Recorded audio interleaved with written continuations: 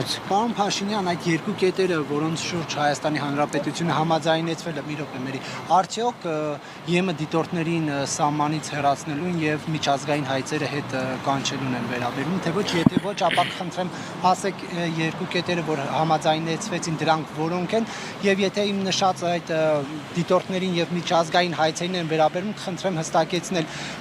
խաղաղության պայմանագիրը ստորագրելուց հետո են հայցերը հետ կանչվելու, թե մինչ ստորագրելը եւ դիտորդների մասով մինչ ստորագրելն են դուրս գալու, թե ստորագրելուց հետո։ Նախ արձանագրենք հետեւյալը, որ իհարկե դրույթները վերաբերվում են խաղաղության համաձայնագիրը ուժի մեջ մտնելուց հետոին, չնայած ընդհանուր տրամաբանությունն այն է, որ նաև մենք հիմա պետք է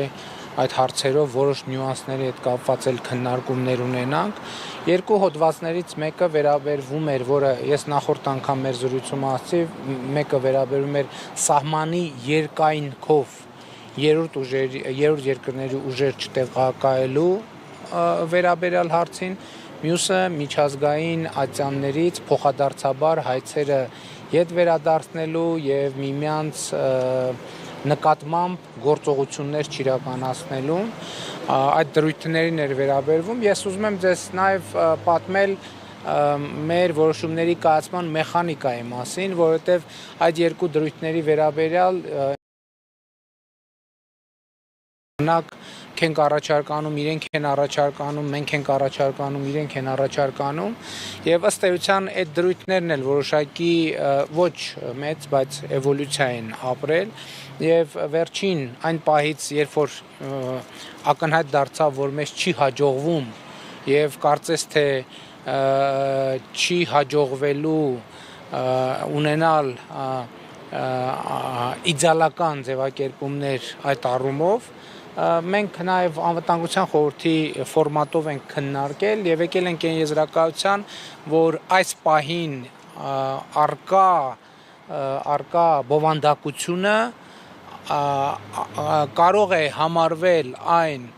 փոխզիջումային տարբերակը, որը կարող է ընդունելի լինել եւ ըստ էության այո, այս հանգամանքներում ընդունելու է Հայաստանի Հանրապետության համար։ Հայկական կողմն է փոխզիջումների դնում, ադրբեջանական կողմի փոխզիջումը ո՞րն է։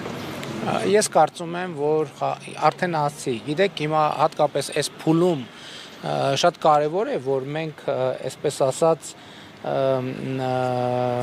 միակողմանի ձևակերպումներ եւ հայտարարություններ չանենք, տեսեք, եթե համաձայնություն է ձեռք բերվել, նշանակում է, որ ադրբեջանական կողմը մտածել է, որ այս տեքստը